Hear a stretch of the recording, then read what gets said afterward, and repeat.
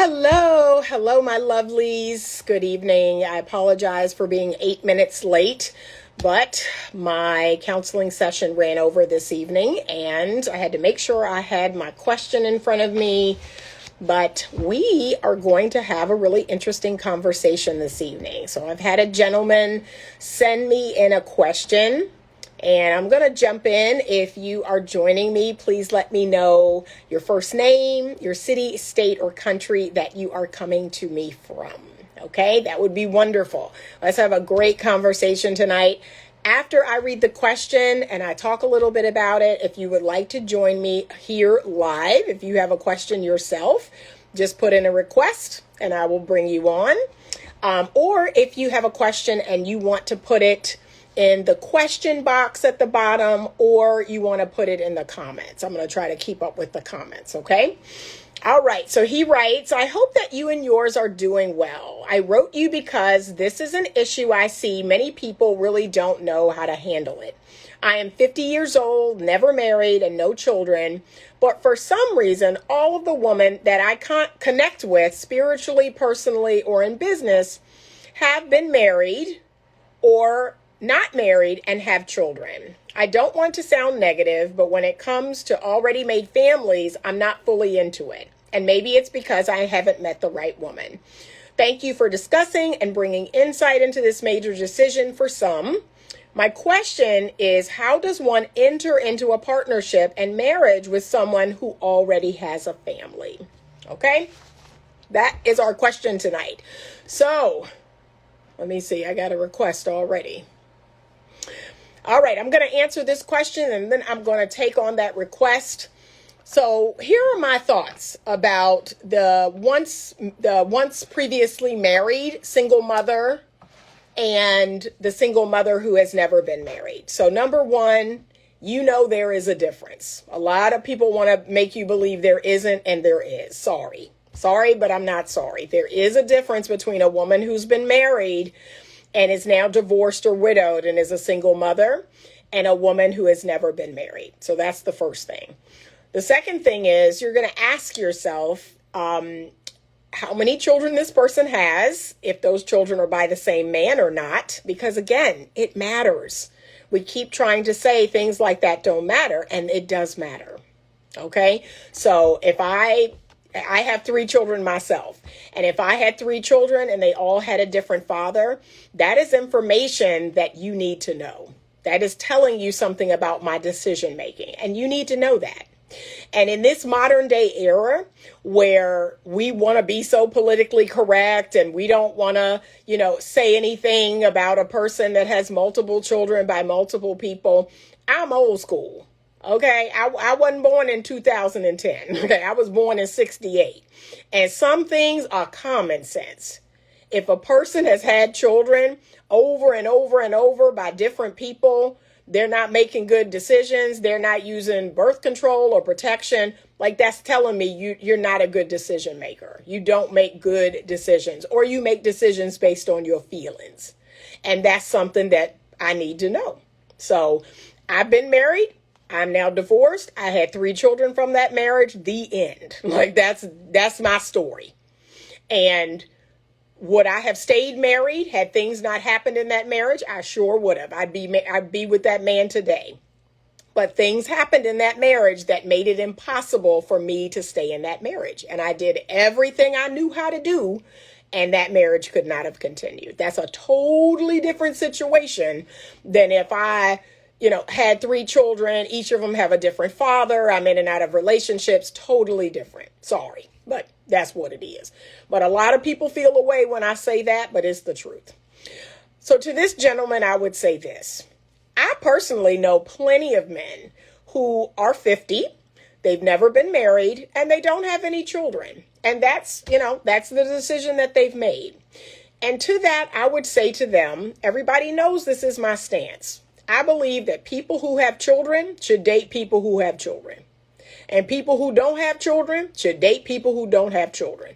I think we need to make life easy, right? We complicate our life for no reason at all.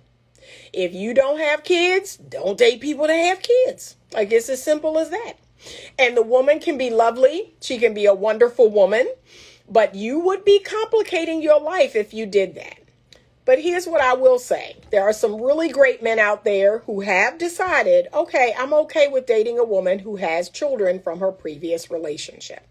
He needs to understand something. He is taking on even more responsibility than he would be taking on if he was just meeting her without any children. Men take on responsibility when they meet and marry a woman. That woman takes their name. They take her on as his own. So if you're going to meet and marry her and she has 2 or 3 children and they have different fathers, you are in essence taking on that as well as a responsibility. I would ask that woman, she would be getting some form of child support or some form of support from those children's father. Like they don't get off the hook. And I have too many women that I've come across where they'll say, I don't want his money. I don't want anything to do with him. He's awful, this and that. That don't have nothing to do with nothing. Okay. His money and him being a jerk are 2 totally different things. If he laid down and he made a child, he's going to pay for that child just like I'm going to pay for that child. That's just foolish talk. This idea of, oh, I don't need anything from him. Yes, you do. Yes, you do. Because y'all have a child together. The child needs something from him. So, we're not going to play those games. Okay, she says, absolutely incorrect. They might not have a choice. What? Like, the last I checked, unless you were raped, you always have a choice. You're the gatekeeper. Just last week, 2 guys told me they won't date it because I don't have kids yet and I'm 33. So it is what it is. I respected it. Yeah. Do they have children? If they have children and they want to date someone who does, I get it. Okay, so they won't date you because you don't have kids. I'm curious to know if they have children. Because, yeah, if they have children, yeah, that would complicate things for them to date a woman that doesn't. There's all kinds of issues that come with that. The woman being jealous of the children, the woman being jealous of the children's mother. I mean, it's just complicated. And why? Why put yourself through that? I just don't understand it. People take on things that they have no business taking on. You need to know yourself. That's the first thing. Know yourself. Know what your limits are. Know what you can tolerate and move accordingly. So that's what I would say to this 50-year-old gentleman. He needs to go deep inside of himself and he needs to ask himself, is this something I want to deal with? Okay. Do you want to deal with it? If the answer is no, then don't. Then don't. You go out there and meet women who don't have children and who've never been married. Meet women just like you. And I know plenty of them. I know plenty of women who are like, yeah, I'm in my 40s. I'm 45. I've never been married. I don't have any children. Like, meet one of those women. Just like I know men, I know women. And so widen your search. She says, and I want kids too. Time is ticking. Okay. But yeah, widen your search. Date women who don't have children. Now, if you decide to move forward with one of these ladies that has children, okay, so the age of those children matter. I don't date men who have minor children because mine are grown. And so I'm honest. I don't want the responsibility of being a stepmother to a 5-year-old. I've recently had to tell a man who was my age, who had a 5-year-old, no, thank you. You're a lovely person. You're a wonderful man. But getting serious with you means I have to take on the responsibility of being the stepmother to a 5-year-old. And I don't want to do that. I've raised my children. My home is spotless. I like keeping it that way. I like my home quiet. Things are great. And I'm honestly, I'm getting older and I'm really not the motherly age. I'm headed toward the grandmotherly age. So no, I don't want to raise a 5-year-old. That's what? 13 years? I got 13 more years? No, thank you.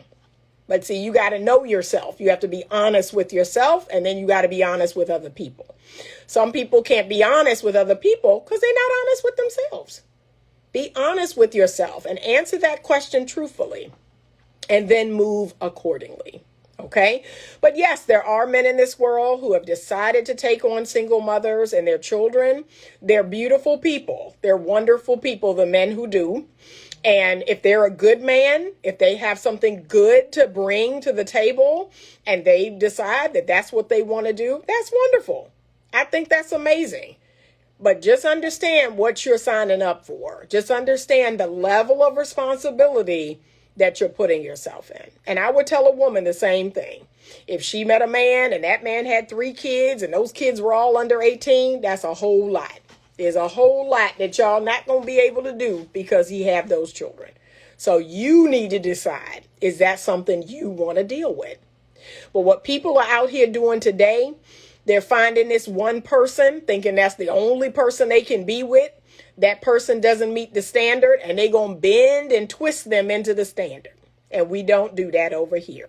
We go out and we find someone else that meets the standard better. Okay, that's what needs to happen. She says, do you think it's okay for a non-parent to date someone with grown adult kids? Yeah, perfectly fine. Right? I've dated men. My kids are grown, but I've dated men who've never been married and don't have children. So we're kind of still in the same, lifestyle. Sure, that's totally fine. All right. Yeah, she said, I love that you set that standard for yourself. Yep, you got to have standards. You got to have standards. And I don't know who started this thing that you can't have standards, you can't have preferences or requirements or boundaries or whatever. Everybody's got them. And you need to get over it, and other people need to get over it. If a man told me I want a woman that's 5'8" and weighs 130 pounds and he won't bend off of that, I'm like, okay, that's your business. That's on you. What I do let him know is you are kind of pigeonholing yourself, like you're lowering the percentage of women that may meet that precise standard. But if you're okay with it, I'm okay with it. I'm totally okay with it. I don't meet that standard. So I'm like, okay, good luck. That's it. All right. I'm going to try to bring this gentleman in. It says his mother asked if I only have one child's father. In a way, I'm so glad. Yeah. I mean, that's a question. That's a real thing. And I don't know why we're getting all sensitive about it. All right.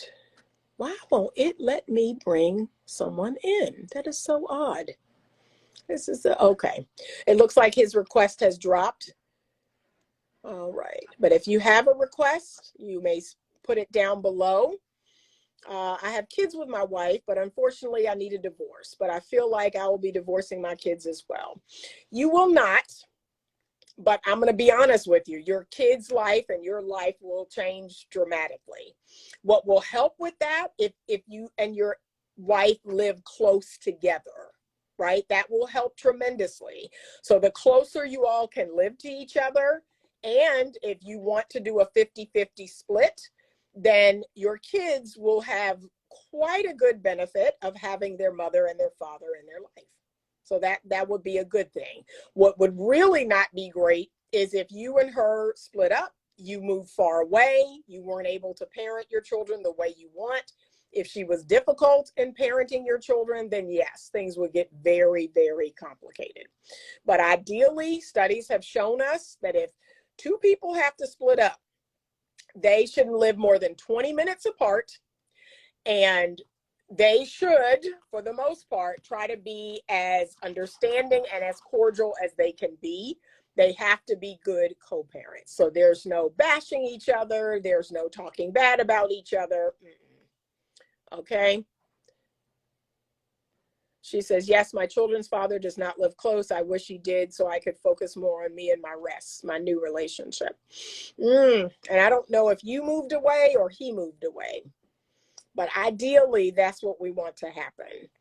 So I didn't live close to my ex, but I lived, 5 minutes from my mother because I felt like I would need her support more than anybody. So things worked out, and he did see his children every other weekend. He would drive to where we were and he would see them. So, but ideally, if the marriage has to end, you have to set it up so that you can both give somewhat equal co-parenting time. That would be ideal. Okay, she says, I moved because he wasn't helping. Are you near your family? Do you have any friends where you are? Because that would have been worth it. If you moved closer to your family or your friends, then that would have been worth it. Okay, but he's going to fly back again. Well, I hope so. I hope so. But yeah, here's the thing I'm going to tell you. Do everything in your power to try to save your relationship. I know I did. I did everything in my power. And when that other person just wasn't pulling their weight, just wasn't going to get on the program, wasn't going to do their part, yeah, you do have no other choice. I don't believe in someone being a martyr to the relationship. I don't. You're going to have to go about your business. You're going to have to do it very stoically, right? Not without all the drama and all the rah-rah. Just go about your business. Be very stoic, be very succinct and just, matter of fact in how you talk to that person. That's it. And co-parent your children. But do everything in your power to try to save your marriage. And that's from personal experience. 2 straight years, I did everything in my power. I had hard conversations. We went to couples therapy. We talked with our pastor and his wife. We went on couples retreats. I mean, we did everything in our power, to try to save the marriage. And when that couldn't happen, I was like, well, I really don't see myself staying in this situation. It's going to become volatile. It's very toxic. It's not going to help you, I, or our children. Everybody. So had I stayed, everyone in the house would have blew up. Everyone would have gotten blown up. Whereas me leaving, okay, just you getting blown up. Like, just you getting blown up and we going to be safe because, yeah, it was not a good situation. All right. No excuse. Build a relationship with your kids. I live 13 hours away and we are happy. All right. That's what I want to hear. Thank you. And that's Raymond. Good. That's right. I agree. And then think about it like this. You got all this technology. You don't have no excuse. Look, y'all, my daddy FaceTime me from the Philippines today. So you ain't got no excuse. Like, can I keep it real? My daddy FaceTime me and he's in the Philippines. He lives in the Philippines and he's FaceTiming me today. So, and then talking about, well, I'm getting ready to FaceTime all your kids and what are they doing and tell them to pick up. It's no excuse. You got too much technology to not have a relationship with your child. Okay. And let me tell y'all, when my daddy can't FaceTime, he'll go through Messenger. Like he'll call through Facebook Messenger or he'll send me a message through Messenger. Like he gonna reach me. He gonna reach me one way or another. Okay. So I can't say that. Okay. Like when he wanna reach out, he gonna do it. So there's no excuse. I agree with that. I would say y'all cost too much. Okay. Their dad doesn't call often, but he sends the money the kids need. Okay, well, that's good. That's something. That's something. She said, I went to 2 years of counseling. We went to celebrate recovery. It was unsavable. Yep, sometimes it is. Sometimes it is. And you know what? Sometimes you have to save yourself and save your children. I understand. I've never made a person feel bad about leaving their marriage or their relationship, ending their relationship. Y'all, can I be frank? Some relationships need to end. Some relationships need to end. You ever think about that? You sitting there hanging into something and you destroying yourself, you destroying your self-esteem, your confidence. You destroying the children. No, some relationships need to end. I'm doing everything to save my marriage. My wife want to look to get help because she thinks she don't need help, but feels she fixes everyone else's problems. She needs help. Like, I'm just going to keep it real. She needs help. You both do. And here's the funny thing. As a therapist, I see a therapist. Like, I'm not my man's therapist. Okay. I'm his woman. And if there's a problem between us that we can't just by talking, we go and see somebody. That's the humility that people need to have. You don't know everything.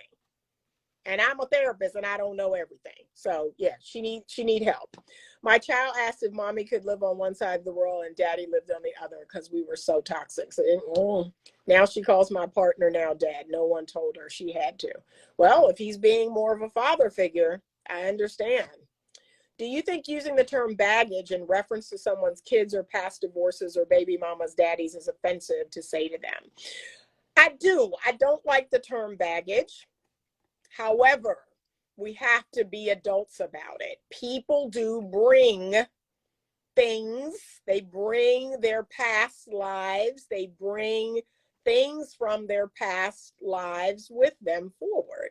I wouldn't call it baggage, but I would say that yes, you have things that you've collected along the way of living, and we have to address that. We can't close our eyes to that. People have collected things. They've collected traumas and hurts and wounds. So not just children, not just divorces.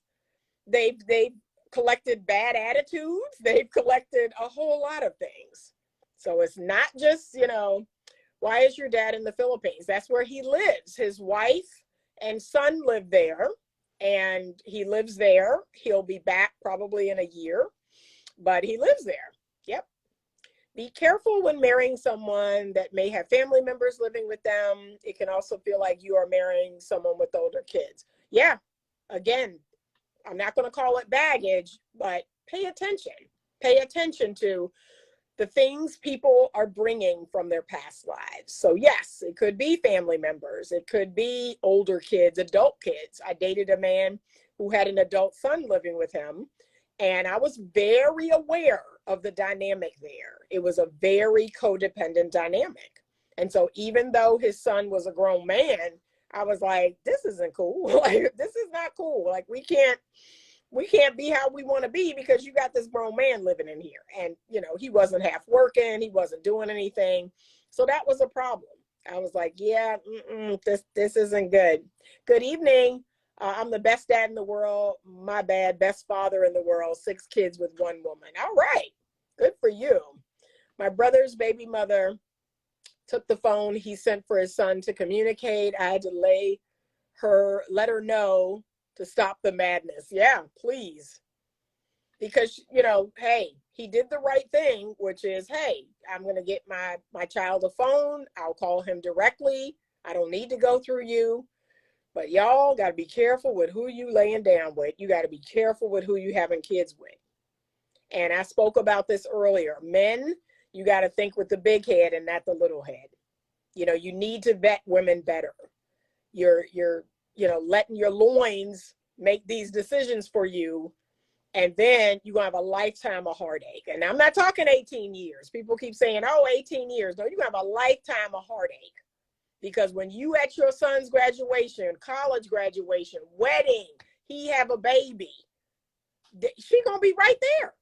She not going nowhere. As long as your child is alive, you going to deal with his mother, and vice versa. I have to deal with my children's father as long as my children are alive. Okay, so choose wisely.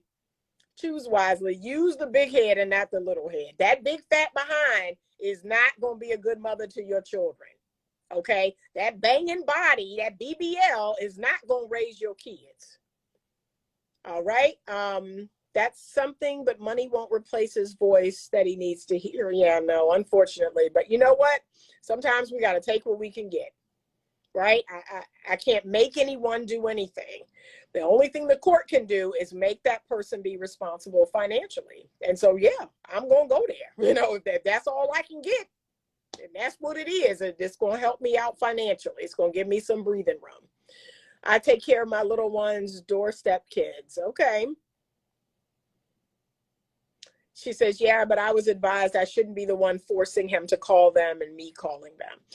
Well, here's what the state says. The state says that you must facilitate a relationship. This is what the legal jargon is, that you're not going to make it hard for him to parent his children or co-parent his children.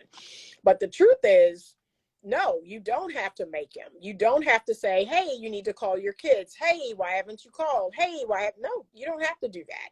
All you have to do is keep the lines open and keep the way clear.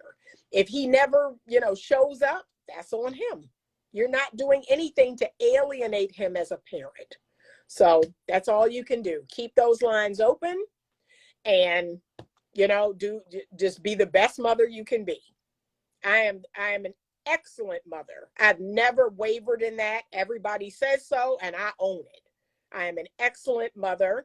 I sacrifice for my children. I definitely facilitate the relationship with their father. And even now, Even now in adulthood, my children, they come to me, they talk to me, and we have our rifts, we have our issues. It's not all peaches and cream, but for the most part, my children know that there's no one else walking the face of this earth that loves them as much as I do. They know that. They know that I'm always going to have their back. And they can feel that in their spirit. So that's what I think kids need more than anything. And I feel that from my parents. Like I said, my dad, was all the way in the Philippines and he's calling me. I've never, ever doubted that my mother and my father love me. They have sacrificed for me and they love me. And my parents are divorced.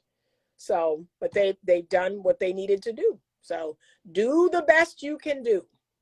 That's all anyone asks that you do. Do your best. Okay. Don't make excuses. Do your best. Show up.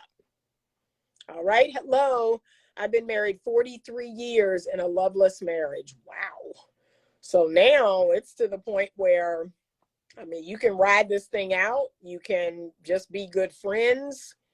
Man, that's a long time. That's a really long time. I don't have it in me. But here's what I'm going to say about that. One thing I know about men, and I wish women appreciated this more. Men are loyal. Like, you all are loyal to a fault. Sometimes it blows my mind, like how loyal men are. Like, they will commit to something, or they will, so like marrying and having a family, that's like their team. So they pick a team, just like when y'all pick a sports team, and that sports team could be winning, that sports team could be losing, and that's your team. That's your team. Nobody's getting you off of that. You're like, that's my team, right? Men are very loyal. And that's something that you all don't get enough appreciation on, that you all are loyal to a fault. Because I'm going to be honest with you, sir, I would have long been out of there. I would have long been like, you know what? This not working. This not working for me. This not what I want to do. Like, I got to do something different. I can't imagine being married to someone that there is no love there. I just cannot imagine. So I give it to you. She said, dang, Richard, I know that's right. Woo. I do. I give it to you. I can't do it. Women, and see, that's the thing. And this is what I need you to understand about male nature and female nature. So women are not that loyal. Like, I'm going to keep it 100. Women are not that loyal. We don't pick a team and tough it out. We don't stay with that team, whether it's winning or losing. We want to be on a winning team. And when that team starts losing and they keep losing, we leave. We leave that team. We find another team. That's how a woman is designed. Good or bad, that's what it is. That's female nature. And so for the most part, I am the guardian of the relationship. I do my best to make sure my team wins, because I know that's what I need. In order to stay loyal to the team and to stay on the team, I need the team to win.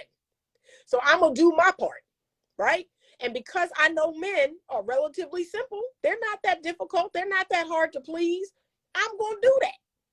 I'm going to give men the things that they need so that they can keep being good men. I'm going to appreciate them. I'm going to tell them how things make me feel. I'm going to make suggestions. I'm going to physically touch them, right? I'm going to be physically intimate with them. I'm going to talk, and they're probably going to listen. But it's not that complicated. And we need to keep our eyes focused on each other. We're getting our eyes off looking at everybody else, looking at what everybody else is doing, what everybody else has, and you're not focused on each other. And that causes all kind of problems. Social media is a beast, tearing people up. And you men, some of y'all do this too. You got your eyes on these women on social media. You got your eyes on these Instagram models. You got your eyes on all this other stuff. But like I said earlier, her BBL ain't going to raise your kids. Okay? It may put some fire in your loins, but that's about it. Right? It may make you, ooh, she look good and this and that and the third. Okay? All right. But that's about it. She can't clean nothing, cook nothing. She can't advise you on nothing. She's not teaching your baby how to read. She's not doing none of that. Okay? So have fun with that. But keep your eyes on each other. That's what I want to see you do. I got a 25-year-old and she got a 5-year-old crybaby. Lord. If I had to do it all over again, I would probably have maybe one child and not four. Yeah. And y'all fellas, that vasectomy is real. Can I be honest? If I was a man, like I said, if I picked a woman and did the best I could picking, and let's say we had a child and the relationship started to go south, man, I have a vasectomy so quick. I run to the office. I have a vasectomy. I would say, you know what? I'm going to have to co-parent with this child, and that will be that. That will be that. Y'all have more power than you know, and you need to start exercising that power. Have a vasectomy. That way you don't have to worry about that no more. Yeah, you ain't got to worry about that no more. But if you leave it to her, she might have as many kids as she can. So nope. Make the smart decisions with who you lay with. There you go. Okay. She said, I need a BBL. Oh, Lord. Lord. All right. Any other questions, comments, Rodney? I'm 50 and single, and all I come in contact with is women with already made families. Then you need to spread your circle out. I'm being honest. So many people, they get pigeonholed. Like you're in your comfort zone. You have to get out of your comfort zone. I had to do this. I had to start going places I had never been before, doing things I had never done before. I had to get out of my comfort zone. And guess what? I saw a whole different level of men that I was like, hey, this where y'all at. Okay. No wonder I couldn't find you. And trust me, sir, that's where the women are. You have to get out of your comfort zone. You're in the same place. You're running in the same circles with the same people. And the people that they know and the people that they know, you know. And so, yeah, all them people got kids. All them people been married before, or they're single mothers and never been married. You got to go to other places where women, and you know what? Let me give y'all let me get the men some game here. You ready? Any place that has dancing or dance lessons, there are going to be tons of women there.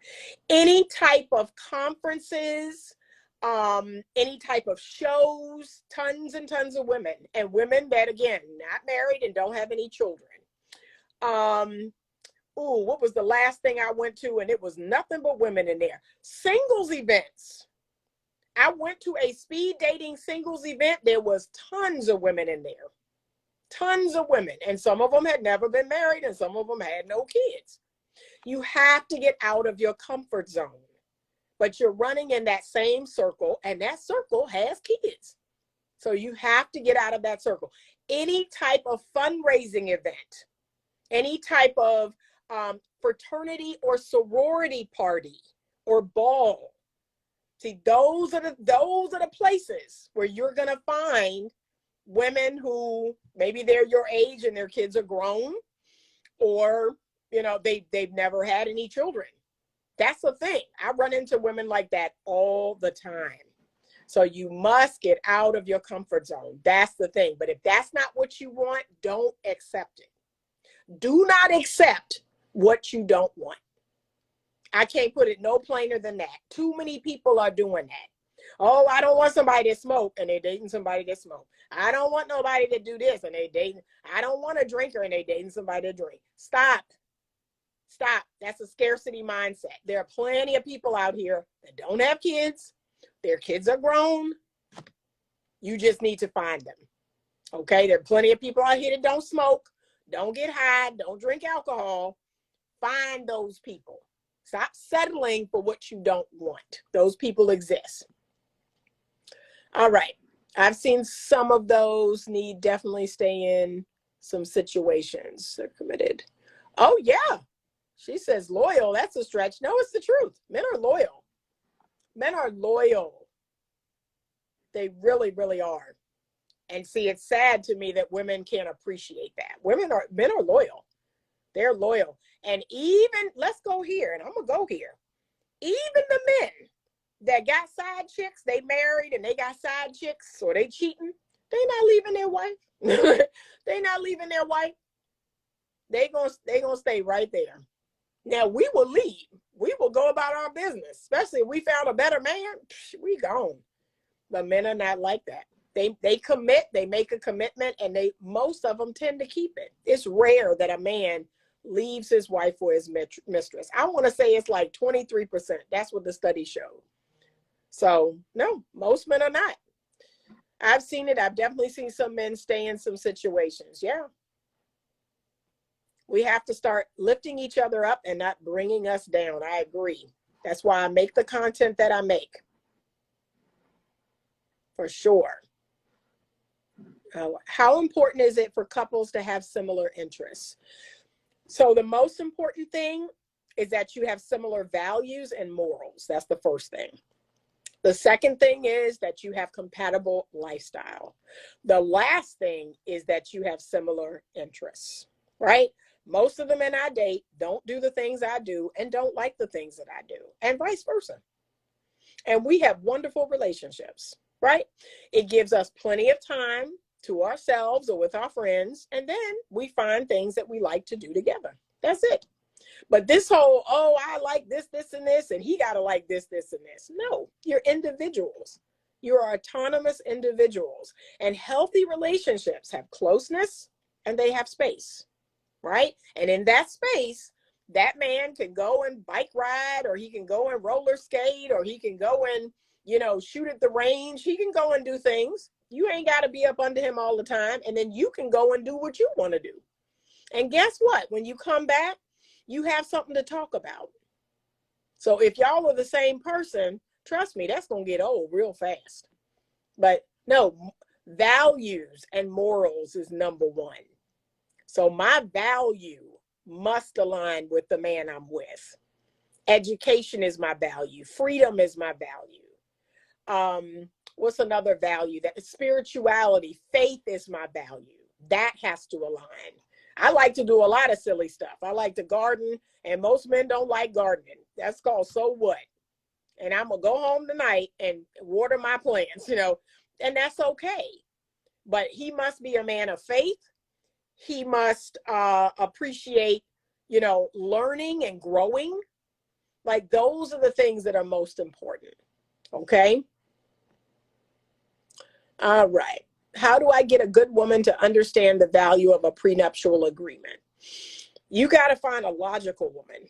And I'm not going to lie. That's like finding a needle in a haystack. It ain't a whole lot of rational, logical women. Women are by nature illogical, irrational, and oftentimes irritating. Okay. So that's going to be a tough one.